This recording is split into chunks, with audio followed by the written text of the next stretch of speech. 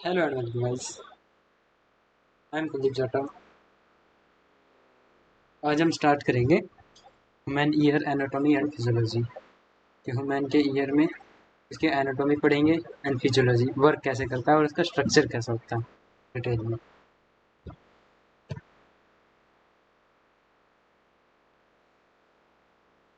The auditory system is comprised of three component. जो ये auditory मतलब सुनने वाले ईयर का जो सिस्टम होता है पूरा, ये तीन कंपोनेंट से मिलकर बना होता है। Outer, middle and inner ear. कान होते हैं ना, उसके तीन पार्ट होते हैं, outer, middle and ear, all of which work together and transfer sound from the environment to the brain। environment से साउंड को ब्रेन तक पहुंचाने में ये तीनों काम करते हैं। अब वो ही देखना है हमें कि कैसे करते कैसे हैं डिटेल में। ठीक है, outer, middle and year, inner ear. First of all the outer ear. जो बाहरी हिस्सा होता है कान का उसको आउटर ईयर बोलते हैं, जो बाहर निकला होता है साइड में। तो the outer ear includes the portion of ear that we see, the pinna and auricle, pinna या फिर auricle and the ear canal। जो कान होता है ये कार्टिलेज जो मुड़ उड़ जाता है, इधर उधर हो जाता है, तो इसको पिन्ना बोलते हैं और ओरिकल भी बोलते हैं। पिन्ना या ओरिकल। तो पिन्ना और Oracle is a concave cartilaginous structure. Cartilaginous मतलब जो इलास्टिक हो, थोड़ा सा कार्टिलेज के टाइप, मजबूत भी हो लेकिन इलास्टिक भी हो। तो ऐसा स्ट्रक्चर है ये, है ना। टूटता नहीं है लेकिन मुड़ उड़ जाता है इधर उधर। which collect and direct sound waves traveling in air into the ear canal or external auditory meatus। तो अब ये इसका काम क्या होता है कि एनवायरनमेंट में जो भी आवाज़ें गूंज रही हैं इधर उधर, उसको मतलब कैच करना और ईयर कैनाल में ट्रांसफ़र करना। ईयर कैनाल मतलब जो अंदर ईयर कैनल्स होती है, वो ट्यूब सी होती है, या फिर मीटस भी इसी को ही कहते हैं, ऑडिटरी ट्यूब को। ठीक है, नेक्स्ट ये हम बात कर रहे हैं ट्यूब की, इसको एक बार देख लेते हैं इसकी एनाटॉमी कैसी होती है। द ईयर कैनाल और external auditory meatus is approximately 1.25 inch long. ये इसकी लेंथ होती है, ठीक है। एंड 0.25 इंच डायमीटर इसका होता है, ज़्यादा बड़ी भी नहीं होती। The inner two thirds of the ear canal is embedded in the temporal membrane. ये देखना क्या है। The outer one third is canal is cartilaginous. अब इसमें ये बताया है जो ये ट्यूब होती है ना, इसका दो तिहाई हिस्सा तो बोन का बना होता है, बोन के अंदर ही होता है, ठीक है। और जो बाकी का हिस्सा है वो कार्टिलेज से अंदर से जाके कार्टिलेज बन जाता है। अब देखा होगा बाहरी तरफ कान जो होता है वो हड्डी जैसा मजबूत बहुत सॉलिड होता है, लेकिन अंदर जैसे जैसे कान की वो होती है, गहराई जाती है, वैसे वो जाके वहाँ पे कार्टिलेज बन जाता है। कार्टिलेज सॉफ्ट, थोड़ा सॉफ्ट, बोन से थोड़ा soft. Also the shape of the ear canal varies in the canal limited. तो ये एस शेप की होती है, जो ईयर कैनल होती है ये एस शेप की होती है। The ear canal direct sound way tympanic membrane. Tympanic membrane, ये टिम्पैनिक मेम्ब्रेन और या फिर ईयर ड्रम उसी को बोला जाता है, जो कान का पर्दा बोलते हैं। The ear canal direct sound was. जो ये ईयर कैनल होता है ये टिम्पैनिक मेम्ब्रेन तक साउंड पहुंचाने का काम करता है। Okay, the ear canal resonates sound waves with increase in loudness of tones. तो इसकी ये 3000 से 4000 हर्ट्ज रेंज होती है, इतनी तक पहुंचाता है ये। The ear canal maintains the proper condition of temperature. अब ये ईयर कैनाल के फंक्शन बताएं, जो ट्यूब हमने पढ़ी है ना उसके फंक्शन है। तो ये क्या फंक्शन है इसका? टेम्परेचर मेंटेन करता है, humidity and elasticity of tympanic membrane को मेंटेन करता है। मतलब टेम्परेचर और ह्यूमिडिटी अगर ये मेंटेन होगी तो टिम्पैनिक मेम्ब्रेन की लाइफ और वैसी एक्यूरेट बनी रहेगी। ग्लैंड्स विच प्रोड्यूस सेरुमेन या ईयरवैक्स। ईयरवैक्स होता है जो सीक्रेट होता है, उनको मेंटेन रखता है ये, उनकी हेल्थ को। And tiny hairs in the air canal. उसके अंदर टाइनी टाइनी हेयर्स होते हैं जो कि प्रोटेक्शन के लिए वो प्रोटेक्शन की तरह काम करते हैं। इंसेक्ट एंड फॉरेन पार्टिकल्स जो जाता है उसको बचाते हैं, वहाँ तक पैनिक मेम्ब्रेन तक जाते हैं। तो ये थी अपनी ईयर कैनाल। नेक्स्ट देखते हैं middle ear. The middle ear is composed of tympanic membrane and the cavity which house the ossicular chain. अभी हमने ये खत्म कर दिया था आउटर ईयर जो है, अब यहाँ से स्टार्ट होता है मिडल ईयर। तो मिडिल ईयर में भी कुछ चीज़ से मिल के बना होता है, जैसे वो तीन दो चीज़ थी, पिन्ना एंड ईयर कैनाल, ऐसी ये भी है। Is composed of tympanic membrane and the cavity, middle ear के अंदर ही आता है ये tympanic membrane, which house this ossicular chain. And tympanic membrane के जस्ट बाहर टच होते ही क्या शुरू हो जाता है, ओसिकुलर चेन। ओसिकुलर चेन अभी देखेंगे होता क्या है, और टिम्पैनिक मेम्ब्रेन के बारे में एक बार देखते हैं। The tympanic membrane eardrum serves a divider between the outer and middle ear structure. कान का पर्दा होता है वो बाहरी और अंदरी हिस्से को अलग डिवाइड करता है। It is grey pink in colour, इसका एक कलर बता रखा है। One healthy and consist of 3 very thin layers of living tissue, 3 tissue से मिलकर बना होता है, ठीक है, इंपॉर्टेंट है ये। The eardrum is very sensitive to sound waves, vibrates back. अब ये इतना सेंसिटिव होता है ना, छोटी से छोटी को ट्रांसफर करता है, और वो तो डिपेंड करता है कि किस बंदे की कितनी मतलब कैपेसिटी है इसके सुनने की। And fourth the sound wave strike tip, the eardrum transmit airborne vibration from the middle air and structure. तो इस ईयर ड्रम का फंक्शन यही है, बाहर से जितनी वाइब्रेशन आती हैं उसको आगे ट्रांसफ़र करना। मान लो वाइब्रेट हो रहा है, वो एक पर्दा सा है, वो वाइब्रेट हो रहा है, वो पर्दा वाइब्रेट होगा तो वो आगे भी तो किसी से जुड़ा है, तो उसको भी ट्रांसफ़र करेगा वो वाइब्रेशन, और उसी वाइब्रेशन के चलते चलते वाइब्रेशन इधर से उधर ट्रांसफर होती है, और आफ्टर ऑल उसका सिग्नल बन के दिमाग तक जाता है। अब वो देखने कैसे सिग्नल बनता है, अभी तक हमने ये पढ़ लिया कि यहाँ तक वाइब्रेशन आती है कान के पर्दे तक, ठीक है। नेक्स्ट देखते हैं, middle ear cavity and eustachian tube. इसकी कैविटी होती है मिडल ईयर में, ये लोकेट होती है mastoid process of temporal bone, ये एक कैविटी है वहाँ पे, टेम्पोरल बोन के अंदर मैस्टोइड प्रोसेस वहाँ पे होता है ये। The middle ear cavity extend from the tympanic membrane to the inner ear, tympanic membrane से इनर ईयर तक जितना भी वो होता है वो कैविटी इसकी होती है, इनर ईयर मिडल ईयर की। It approximately 2 cubic centimetre in volume, lined with mucus membrane से लाइंड होती है ना। The middle ear cavity is actually extension nasopharynx by stenosis tube. अब ये काम की बात बताइए ज़्यादा, मतलब इम्पोर्टेंट है, काम का तो सभी है। The middle ear cavity is actually an extension of nasopharynx by the stenosis tube. तो यहाँ से एक ट्यूब निकलती है, स्टेनोसिस ट्यूब होती है ये, नासोफैरिंक्स से समझ में आ रहा है ना, नेजल्स नाक के पास ट्यूब होती है, फेरिंग्स में पड़ा होगा, तो वहाँ पे एक ट्यूब जाती है, एस्ट्यूशन ट्यूब, अभी देखते हैं क्या है। The eustachian tube acts as a air pressure. अब ये ट्यूब जो है कान तक जाती है और वहाँ से फेरिंग्स तक जाती है, तो इसका काम होता है प्रेशर को मेंटेन करना। अगर प्रेशर मेंटेन रहेगा तो कान का पर्दा फट जाएगा। अब बाहर और अंदर प्रेशर मेंटेन करने के लिए एक ट्यूब चाहिए, तो वो ये ट्यूब होती है एस्ट्यूशन tube. Normally the tube is closed up but opens when chewing and swallowing। ऐसे इस टाइम पे ये क्लोज्ड ओपन हो जाती है। जब ये ओपन होती है तो प्रेशर जो होता है वो इक्वलाइज्ड हो जाता है। when the air pressure outer, अब देखा हुआ ये बोलते हैं कि केमिस्ट्री में था 12th क्लास में कि अगर ज़्यादा गहराई में पानी में चले जाते हैं तो कान के पर्दे फट जाते हैं और ब्लड आने लग जाता है, तो प्रेशर के कारण होता है। वो ट्यूब कान का पर्दा फट जाता है और ये यूस्टेशन ट्यूब में से भी प्रेशर इंक्रीज हो जाता है, तो ब्लड वेसल्स डिफ्यूज हो जाती है। तो यही है ये यूस्टेशन ट्यूब। नेक्स्ट देखते हैं ओसिकुलर चेन, वो आया था टक, इसको एक बार क्लियर देखते हैं। The middle ear is connected and transmit sound to the inner ear via the ossicular chain. Ossicular chain में 3 चीज़ें आती हैं, वो देख रहे हैं। The ossicular chain amplify signal approximately 25 decibel transfer. तो ये ना एम्पलीफाई करती है, मतलब छोटी से छोटी साउंड को, वाइब्रेशन को ज़्यादा तक बना देती है ये। ओसिकुलर चेन का फंक्शन ये होता है। अब इसके अंदर होता क्या क्या है, 3 स्मॉलेस्ट बोन होती हैं ओसिकुलर चेन के अंदर, 3 छोटी छोटी, शरीर की सबसे छोटी हड्डी भी इसी में ही होती है। दी मेलस, इंकस एंड स्टेप्स, 3 हड्डी होती हैं। मेलस जो होती है वो अटैच होती है टिम्पैनिक मेम्ब्रेन से, कान के पर्दे के जस्ट चिपकी होती है।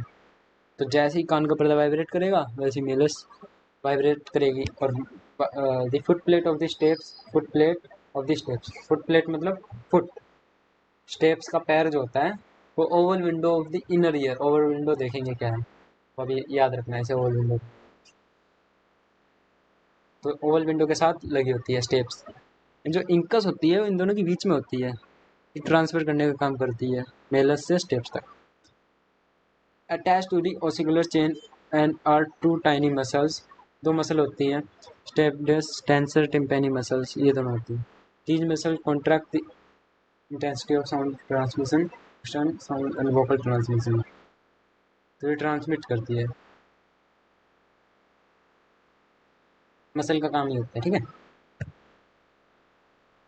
हाँ, तो ये था पेट। तो जो ये है ये अपना पिन्ना है या फिर ऑरिकल, यहाँ तक ये ईयर ड्रम है, ईयर ड्रम, और यहाँ जो कैविटी दिख रही है ये एक्सटर्नल कैनल है, मीटस, ठीक है। और ये अपना कान का पर्दा है, ईयर ड्रम या टिम्पैनिक मेम्ब्रेन भी बोलते हैं। ये तीन हड्डियाँ हैं, मेलस एंकस स्टेप्स। अब ओवल विंडो ये है जहाँ पे चिपकी हुई है, फुट प्लेट ये रही। ओवल विंडो का क्लियर नहीं है, इसमें अगला स्ट्रक्चर में देखेंगे। अभी काम के हमने ये चीज़ पढ़ ली, इसमें किसी को दिक्कत है कमेंट में पूछ लेना। द इनर ईयर, एक्सटर्नल हो गया, आउटर आउटर ईयर हो गया, मिडल ईयर हो गया, लास्ट बचता है और थोड़ा सा ये कॉम्प्लेक्स है, इस पर जरूर ध्यान देना थोड़ा सा अच्छे से। The inner ear is compose of sensory organ for hearing, इसके अंदर सेंसरी ऑर्गन्स होते हैं जिस, और एक सेंसरी ऑर्गन होता है, एक बैलेंस के लिए एक ऑर्गन होता है, वो स्ट्रक्चर में भी देखेंगे, एक बार पढ़ लेते हैं। जो हियरिंग के लिए जो ऑर्गन होता है, मतलब जो थिंग होती है वो होता है कोक्लिया, कोक्लिया।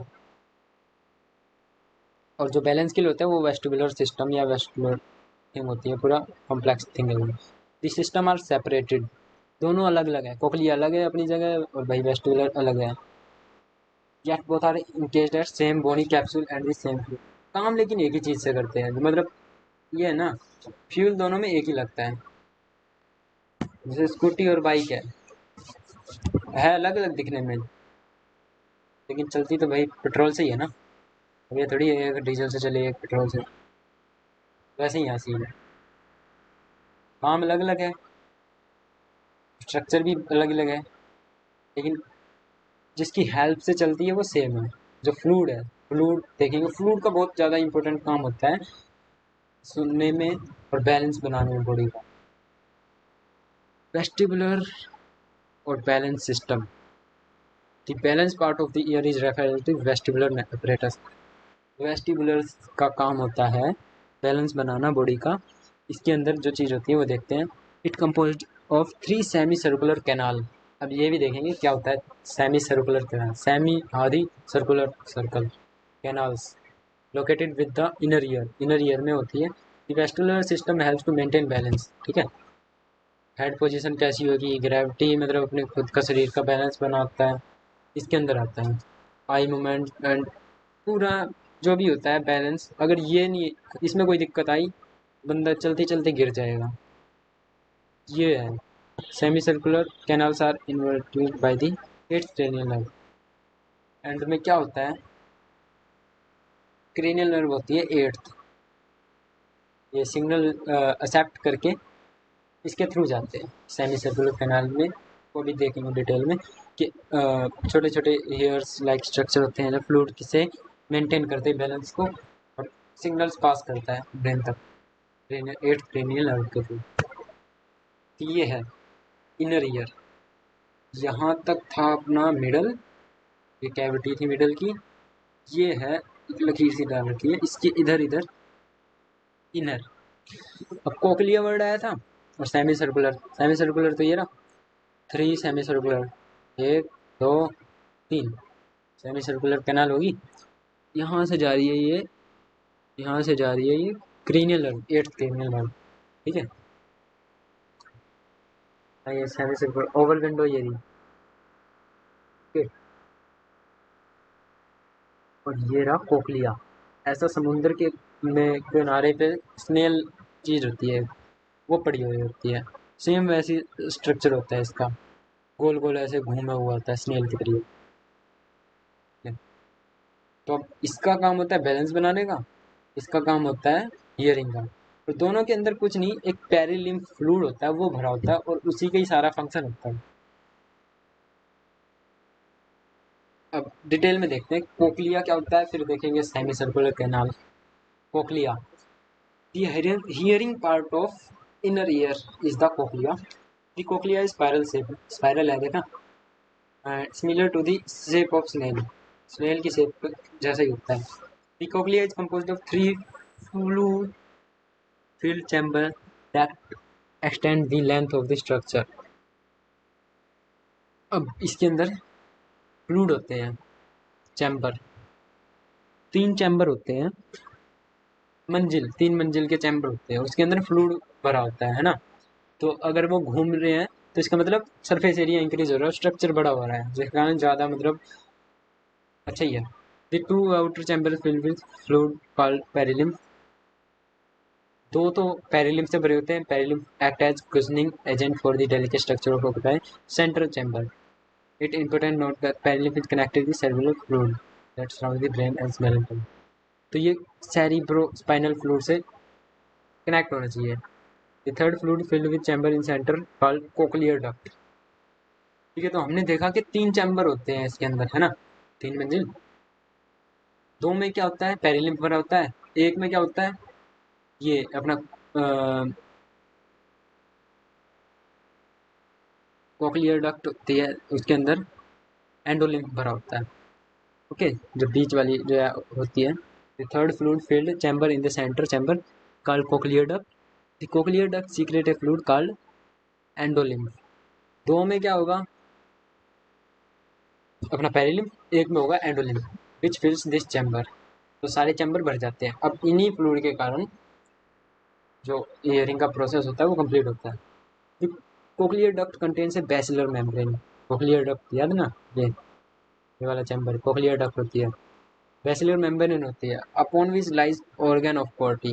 अब ये स्ट्रक्चर में देखेंगे basilar membrane organ of Corti क्या होता है, याद रखना, ये वर्ड याद रखना। मैं बताऊंगा कौन सी जगह कहाँ पे है। तो बेसिलर मेम्ब्रेन होती है कोक्लियर डक्ट में, है ना, और उस upon which lies the organ of Corti, इसके ऊपर ऑर्गन ऑफ कोर्टी होते हैं। Organ of Corti finger like structure होता है। The organ of Corti sensory essential to hearing. Organ sensory organ होते हैं ये, हियरिंग के लिए बहुत जरूरी चीज़ है ये। It consist of approximately 30,000 finger like projection of cilia that are arranged in रोज।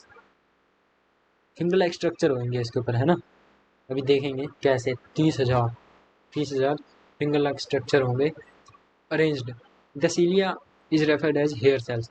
अब इन सीलिया के ऊपर भी हेयर सेल्स होते हैं। जैसे स्टमक में आपने देखा होगा विलाई के ऊपर माइक्रोविलाई होती है, वैसे ही यहाँ पे सीलिया के ऊपर भी hair cells. Each hair cells is connected to nerve fibre that release. अब उसके ऊपर नर्व फाइबर होती है, नर्व फाइबर आ गया तो समझ लो अब यहाँ से इम्पल्स जनरेट होने का काम शुरू हो गया। ये नर्व फाइबर इम्पल्स जनरेट करेंगी कोक्लियर ब्रांच तक, और फिर वहाँ से वही एट्थ कोक्लियर क्रेनियल नर्व तक जाएंगी, उसके थ्रू ब्रेन तक पहुँच जाएंगी। ठीक है, हमने थ्योरी थ्योरी पढ़ ली, अब मैं वैसे ही समझाऊंगा आपको स्ट्रक्चर में। द एट्थ क्रेनियल नर्व और ये carries the impulse generated from the organ of the body to the brain stem, brain stem तक ले जाती है। From the brain stem nerve pathway extend through numerous nuclei of the cerebral cortex in the temporal lobes of the brain. इस lobe के अंदर जाएगी, तो वहाँ पे नर्व इम्पल्स पहुँच गई। नेक्स्ट है अब स्ट्रक्चर, जो भी हम बात कर रहे थे कोक्लियर डक्ट की। देखा, तीन घूम रही है, इसके अंदर तीन चैम्बर बताए थे, फर्स्ट सेकंड थर्ड।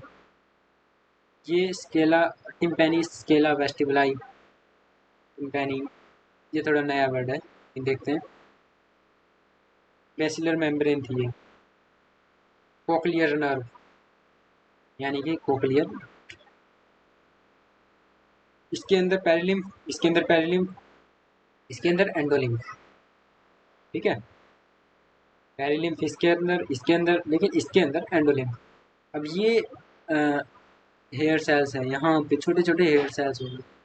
इसमें क्लियर नहीं आ रहा यार, सॉरी, लेकिन इसकी बहुत अच्छी इमेज मिल जाएगी गूगल, बिल्कुल आपको क्लियर हो जाएगा, देख लेना। तो इसके हेयर सेल्स होते हैं और वो एंडोलिम्फ की वाइब्रेशन को पकड़ते हैं, तो फिर उससे नर्व सेल जो फाइबर लगा हुआ है उसके थ्रू ये इम्पल्स जनरेट करेंगे, और इम्पल्स कैसे जाएंगी, एट्थ क्रेनियल नर्व के थ्रू ब्रेन स्टेम तक पहुंच जाएंगी। तो सारा काम यही है फ्लूइड का और ये हेयर सेल्स का। एक में भी कमी आई, काम खत्म इसका। तो ये चीज थी physiology of hearing.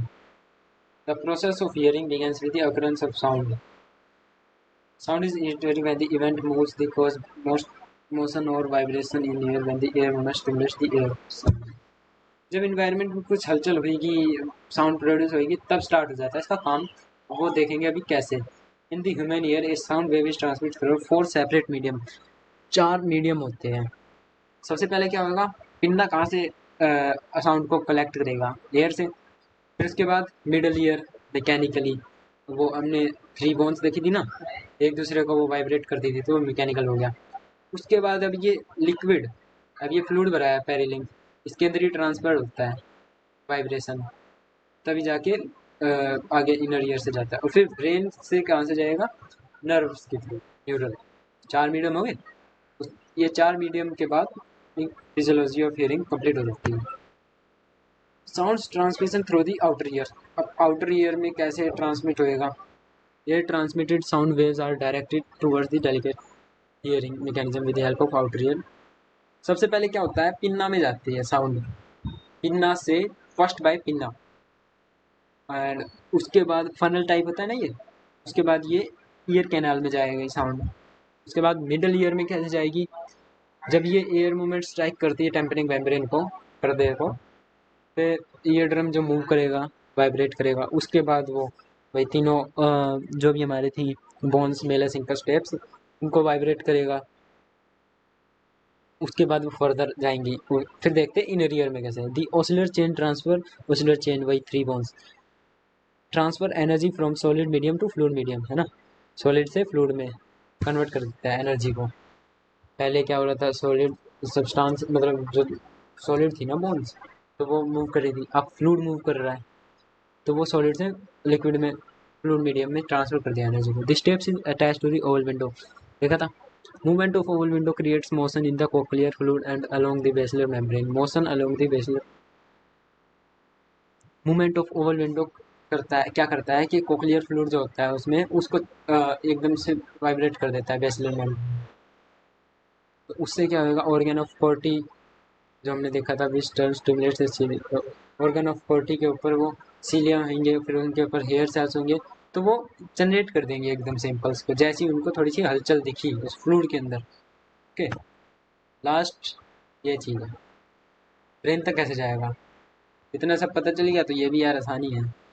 With the initial irritation, तो स्टार्टिंग में क्या होता है, नर्व इम्पल्स जो होती हैं मीडियम फ्लूइड से न्यूरल तक जाएगी, लास्ट में इनर ईयर में नर्व इम्पल्स, फ्लूइड से न्यूरल नर्व इम्पल्स बनेंगी, वो क्रेनियल नर्व के थ्रू न्यूरल वे से जाएंगी। Nerve impulse are related through the eighth cranial nerve through various nuclei along the auditory pathway to the areas of brain. अलग अलग है brain में एरियाज, तो उसमें ऑडिटरी पाथवे होगा, वहाँ पे जाएंगे। It is the brain that interrupts the neural and creates through the picture और अदर रिकॉग्नाइज्ड सिंबल। तो जैसे ही वो ब्रेन तक गए इम्पल्स, उन्होंने वो पिक्चर बना लिया, या सोच लिया, समझ लिया क्या चीज़ बोली है, या फिर कुछ अलग, तो ऐसे ये रिकॉग्नाइज कर लेता है ब्रेन। तो ये अपनी था, ऐसे होता है फिजियोलॉजी ऑफ हियरिंग। कोई डाउट है पूछ लो कमेंट में, ऐसे कैसे पूछ लो। ठीक है फिर, बाय।